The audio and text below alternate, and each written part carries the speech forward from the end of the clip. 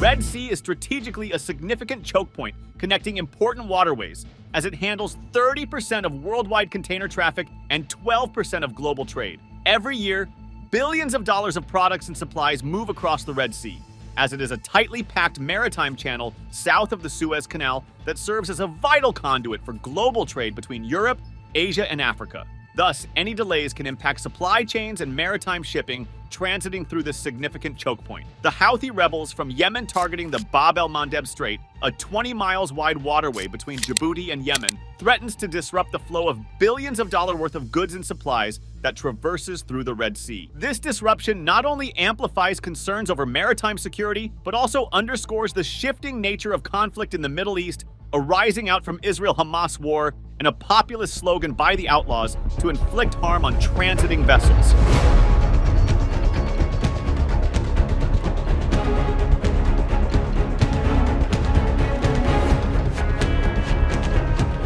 To understand the historical context and the evolving role of the Houthi rebels is important for deciphering the complexities of the Houthis attacks in the Red Sea and its broader implications for the regional geopolitics.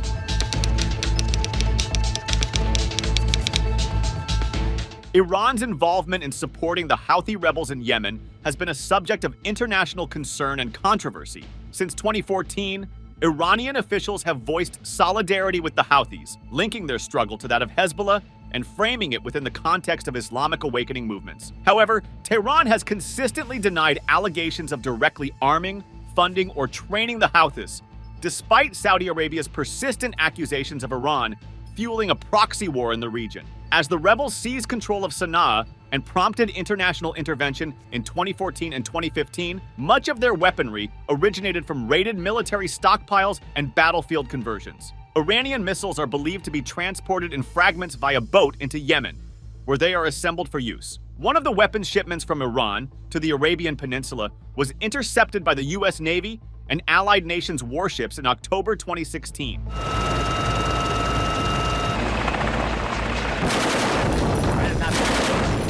These shipments reportedly contained various arms, including anti-tank missiles and sniper rifles. Despite Iranian denials, Secretary of State Rex Tillerson accused Iran of supporting the Houthis' attempts to overthrow the Yemeni government through military means. Iran is the world's leading state sponsor of terrorism and is responsible for intensifying multiple conflicts and undermining U.S. interest in countries such as Syria, Yemen, Iraq, and Lebanon, and continuing to support attacks against Israel, thereby straining relations between Iran, Saudi Arabia, and the United States. Tensions peaked in late 2017 when Saudi Arabia accused Iran of an act of war for a missile fired by the Houthis at Riyadh. While Iran denied direct involvement, remnants of ballistic missiles fired into Saudi Arabia in 2017 appeared to have Iranian origins, according to a confidential UN report. The U.S. ambassador to the United Nations, Nikki Haley, highlighted these findings, condemning Iran's role in providing weaponry to the Houthis. It's hard to find a conflict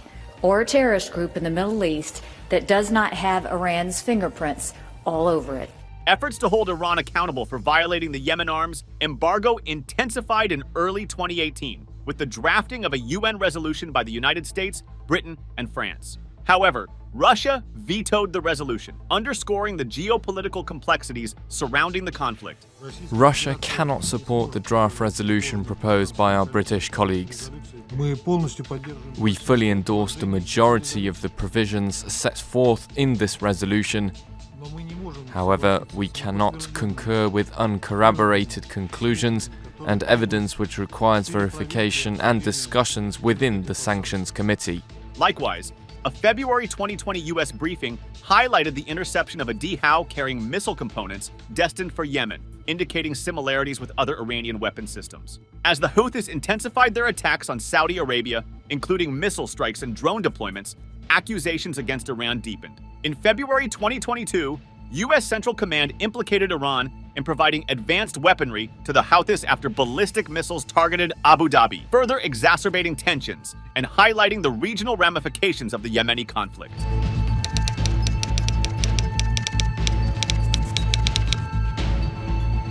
Likewise, the Houthi forces in Yemen have long been regarded as a significant threat to freedom of movement through the Bab el-Mandeb Strait, given their close ties with the Iranian regime and their deep-seated animosity towards the United States, Israel, and Saudi Arabia. The Houthi rebels in Yemen have escalated attacks on ships passing through the Red Sea recently during the Israel-Hamas conflict, raising concerns about the disruption of global trade flows. Israeli-linked vessels have been targeted, but the threat to trade has expanded as container ships and oil tankers flagged to countries like Norway and Liberia have faced attacks or missile fire while navigating the waterway between Africa and the Arabian Peninsula. In response to the recent spate of attacks, Maersk, the world's largest shipping company, has instructed its vessels scheduled to traverse the southern Red Sea maritime choke point to pause their journeys until further notice. Hapag-Lloyd, a German-based shipper whose vessel was attacked, has also suspended all container ship traffic through the Red Sea. The Houthis have been behind the attacks. Their actions include the use of drones and anti-ship missiles, and they have targeted vessels, including an Israeli-owned ship seized by Houthi forces and its crew. The Houthis have threatened to attack any vessels they perceive as either heading to or coming from Israel, and their recent attacks indicate a broader targeting strategy, with vessels being hailed by radio in an attempt to divert them closer to Houthi-controlled territory. There were more strikes against Iranian-backed Houthi targets in Yemen. In response to the attacks on the vessels transiting the Red Sea, the US and British forces targeted 8 locations utilized by the Houthis in Yemen, marking the second time the two countries have carried out coordinated retaliation operations against the rebels' missile launching capabilities. According to officials, the US and UK employed Tomahawk missiles launched from warships and submarines, as well as fighter jets, to destroy Houthi missile storage locations, drones, and launchers. The officials, who spoke on the condition of anonymity to discuss a military operation, said Australia, Bahrain, Canada, and the Netherlands helped with the mission, including intelligence and surveillance. According to a joint statement by the 6 allied states, the strikes particularly targeted a Houthi subterranean storage complex, as well as locations related with the Houthis' missile and air surveillance capabilities. Their statement said, "Our aim remains to de-escalate tensions and restore stability in the Red Sea. But let us reiterate our warning to Houthi leadership. We will not hesitate to defend lives and the free flow of commerce in one of the world's most critical waterways in the face of continued threats."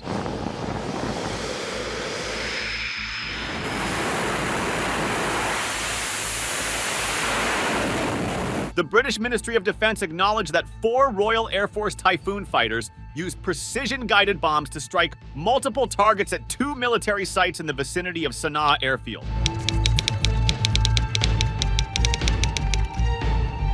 Meanwhile, the Houthis have stated unequivocally that they have no intention of reducing their assault. Following the first joint attack by the United States and Britain, Hussein al-Ezi, a Houthi spokesman, stated, "America and Britain will undoubtedly have to prepare to pay a heavy price and bear all the dire consequences of this aggression." The continued harassment of the ships has prompted the United States and its international partners to take extraordinary measures to defend them, including Operation Prosperity Guardian. It's clear that this type of behaviour can't be met without a response. We need to send a strong signal that this breach of international law is wrong. People can't act like this with impunity, and that's why, together with allies, we've decided to take this action. Which provides a protective umbrella for vessels traveling the critical waterway that connects the Suez Canal to the Bab el-Mandeb Strait.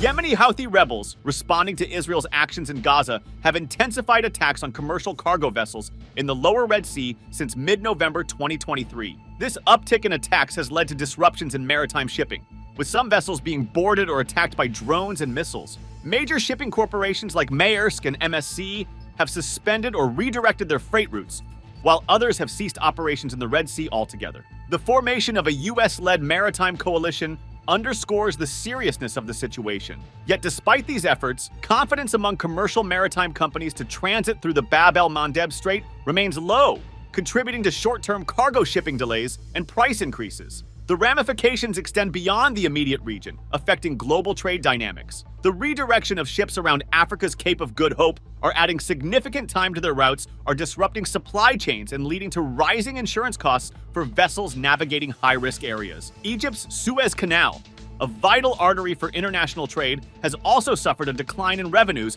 due to reduced traffic caused by ship diversions.